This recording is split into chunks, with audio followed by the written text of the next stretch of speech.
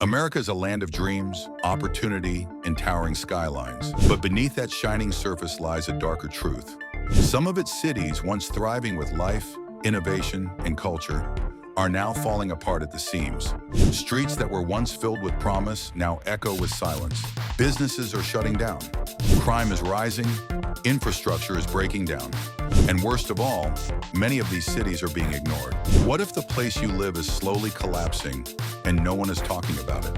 In this video, we're uncovering 10 American cities that are crumbling right before our eyes. These aren't just forgotten towns with fading hopes. Some were once the beating heart of America's economy, culture, and growth. Today, they stand as warnings, reminders of what happens when systems fail and help never comes. Don't blink, because the #1 city on this list is in such deep trouble, experts say it may never recover. So stay with us, because what you're about to see might just change the way you look at the American dream. Toledo, Ohio. If you've ever wondered what happens when a city's economic engine sputters, coughs, and finally breaks down on the side of the highway, welcome to Toledo. Once a thriving manufacturing powerhouse, now it's fighting a battle against poverty, abandoned neighborhoods, and a sense that the best days might just be in the rearview mirror. Right now, Toledo is carrying a poverty rate of 30.1%. And no, that's not a typo. That's nearly 1 out of every 3 people struggling just to make ends meet. Let that sink in. 3 people walk into a diner, and odds are one of them can barely afford the coffee. So what went wrong? Well, when the auto industry slowed down and major manufacturing plants started disappearing faster than donuts in the office break room, Toledo got hit hard. Good-paying jobs? Out the door. Economic momentum? Skidded to a screeching halt. The result? Urban blight that spread like a bad rash. Rows of vacant homes, shuttered factories, and entire blocks that feel frozen in time. And here's a question for you. How does a city rebuild when the very industries that built it have packed up and left?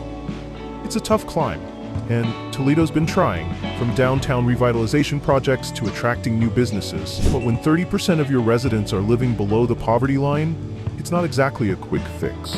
Walking through parts of Toledo today feels like flipping through a scrapbook. Only the memories are fading, the pages are torn, and nobody's really sure how to piece it back together. Would you invest in a place still nursing wounds from an economic crash decades ago? Some brave souls are, but it's an uphill battle, and Toledo is still carrying the scars. Gary, Indiana.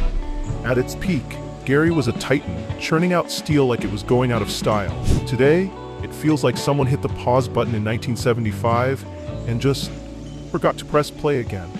With a poverty rate of 32.9%, Gary is now more famous for abandoned buildings and eerie silence than industry and opportunity. Nearly 1 out of every 3 people living here are below the poverty line, and that's if you can even find that many folks. Would you stay in a city where half the block looks like a Walking Dead set? Yeah, didn't think so. The city's population has plummeted faster than your Wi-Fi during a Netflix binge. Once home to over 175,000 residents, Gary is now barely hanging on to around 66,000.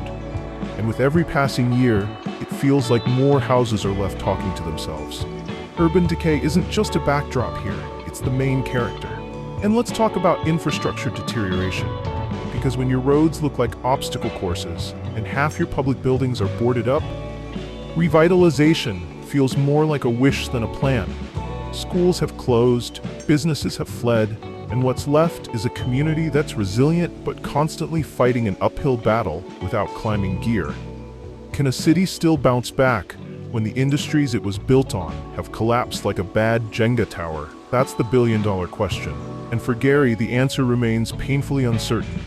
Despite all this, the people who remain, and yes, there are still plenty, show a kind of gritty pride you can't help but admire. But make no mistake, rebuilding Gary would take more than good vibes.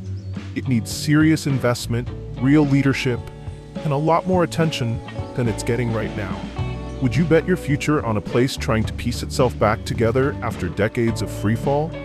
Let me know what you think in the comments, because Gary's story is tough, raw, and far from over. Cleveland, Ohio. Once a booming industrial titan, Cleveland today feels like a city that's been locked in a never-ending wrestling match with economic decline. And spoiler alert, it's not exactly winning. With a poverty rate hovering around 30%, Cleveland has officially entered the Every Third Neighbor is Struggling club. Think about it. If you threw a backyard barbecue, 1 out of every 3 guests might show up just for the free food, because they genuinely need it.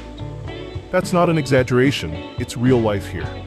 Cleveland's story of struggle started decades ago, when manufacturing jobs, once the beating heart of the city, packed their bags and left town faster than a Browns fan after a losing season. The result? Massive job losses, an economy bleeding out, and neighborhoods that feel frozen in a slow-motion collapse. Empty factories, crumbling storefronts, streets where even the potholes seem to have given up hope. Here's a thought to chew on. How does a city rebuild when the very foundation it was built on has cracked wide open?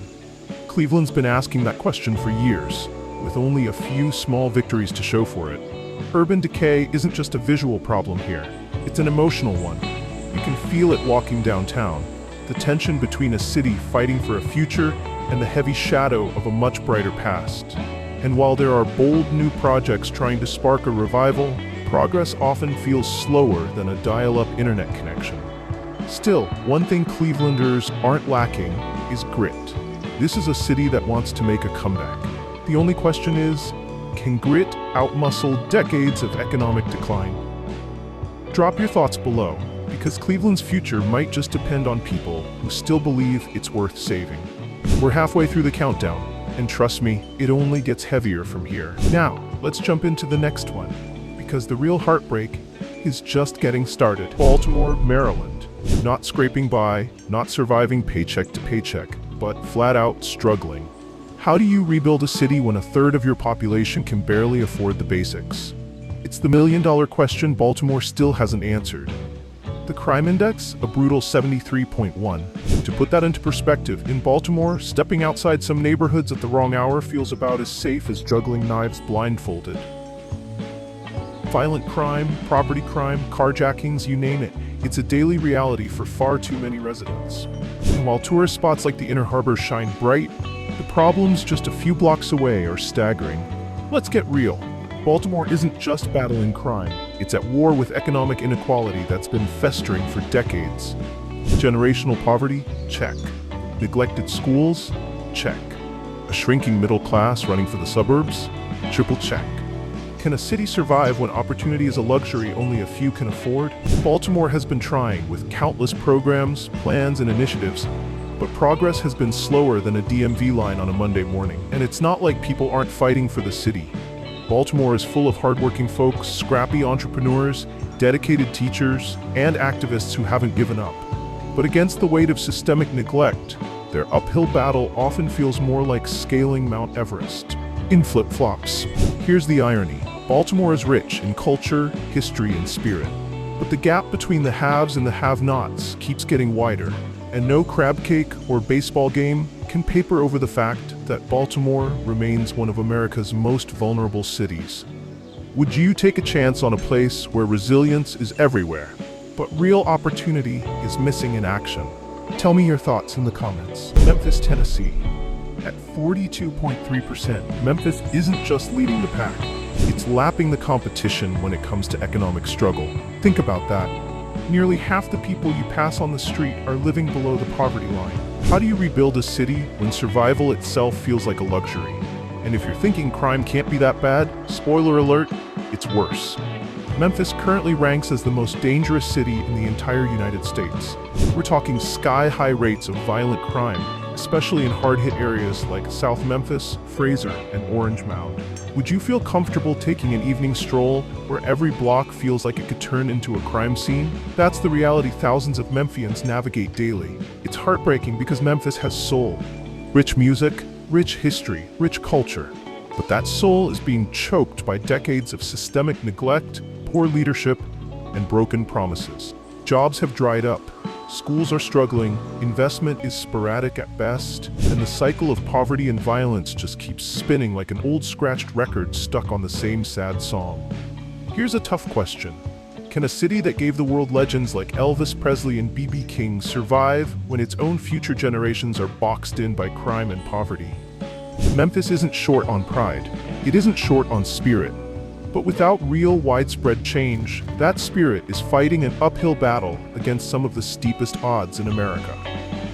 And let's be clear, this isn't about pointing fingers at the people. It's about demanding better leadership, better investment, better opportunities for the communities that built Memphis into what it is. Would you roll the dice on living somewhere where hope costs extra? Drop your thoughts in the comments, because Memphis deserves to be talked about. And more importantly, fought for. Fresno, California. If you thought California was all palm trees, tech jobs, and smoothie bars, Fresno is here to throw a big dusty wrench in that fantasy. Right now, Fresno is grappling with a brutal poverty rate of 31.5%, which means almost 1/3 of its population is living below the poverty line. Yes, in the same state where people drop $25 on avocado toast without blinking. Here's the kicker. While unemployment has been a California-wide concern, Fresno has been stuck on the struggle bus a little longer than most. Once known as the agricultural breadbasket of America, today it's fighting to stay relevant beyond just harvesting almonds and grapes. High unemployment continues to slam the brakes on progress, making it harder for families to put food on the table. Ironic, considering Fresno literally grows half the country's produce. And if you get sick, well, limited access to healthcare might mean your best bet is crossing your fingers, eating a lemon, and hoping for the best. Hospitals and clinics in Fresno are stretched thin, and many residents find themselves caught in a healthcare maze with no exit signs. Here's a thought. How can a city thrive when 1/3 of its people can't afford basic needs, and getting decent medical care feels like winning the lottery? It's a harsh reality that's kept Fresno stuck in a cycle of poverty that's harder to break than your first New Year's resolution. Driving through parts of Fresno, you'll see it. Aging infrastructure, neglected neighborhoods, and communities holding on by pure willpower. And while there are definitely pockets of hope and energy, because Fresnans are tough, you can't ignore the bigger picture. This city is fighting an uphill battle every single day. Would you move to a city where the odds seem permanently stacked against you? Drop a comment below. We want to hear what you think. New Orleans, Louisiana. Behind the colorful parades and world-famous beignets, there's a much grimmer reality most tourists don't see. Welcome to a city where violent crime rates are some of the highest in the nation, and persistent poverty feels almost stitched into the streets. Let's be real. After Hurricane Katrina devastated New Orleans in 2005, the city wasn't just left underwater. It was left fighting to survive on every front. Nearly 2 decades later, the scars are still painfully visible. Economic revitalization? It's been more like economic whack-a-mole. Fix one area, and 2 others fall apart. Right now, New Orleans ranks near the top nationally for violent crimes, especially in certain neighborhoods where safety feels more like a suggestion than a guarantee. Carjackings, assaults, and shootings aren't rare events. They're the regular news cycle. Would you feel comfortable raising a family where the nightly soundtrack isn't jazz, but police sirens? It's a tough call, even for locals. And while the tourist hotspots like the French Quarter paint a glittery image, the poverty lurking behind the scenes is undeniable. Neighborhoods outside the tourist bubble are still grappling with persistent economic challenges that many cities moved past years ago. For thousands of New Orleanians, stability is more of a fantasy than a reality. Despite billions of dollars in federal aid after Katrina, income inequality has only widened. How does a city pour in so much money and still leave so many of its people behind? That's the heartbreaking mystery New Orleans continues to wrestle with. The thing about New Orleans is that it has the heart of a fighter. The culture, the music, the resilience are second to none. But grit alone doesn't pay bills, rebuild homes, or create jobs. And sadly, too many parts of the city feel left to fend for themselves in a system stacked against them. So next time you hear about the magic of Mardi Gras, just remember, for a lot of people here, the party never really started. Jackson, Mississippi. If you thought things couldn't get any rougher in American cities, Jackson is here to remind you that rock bottom has a basement. For 2 years straight, Jackson has proudly, or maybe tragically, worn the crown of having the highest murder rate in the United States. And no, this isn't some obscure stat cooked up in a dusty basement. It's cold, hard reality. Imagine living in a place where the murder rate outpaces that of entire countries known for instability. Would you ever feel safe knowing the crime statistics are climbing faster than your gas bill? That's everyday life for many in Jackson. And crime isn't the only battle the city is losing. Systemic issues and chronic underinvestment have hollowed out Jackson like termites through old wood. Infrastructure is crumbling, schools are underfunded, public services are unreliable, and neighborhoods once filled with promise now stand on the brink of collapse. Poverty here is more than a statistic. It's a daily, grinding reality. Large parts of Jackson have been left to fend for themselves, while wealthier areas elsewhere continue to thrive. How does a city move forward when the very systems meant to support it are broken beyond duct tape repairs?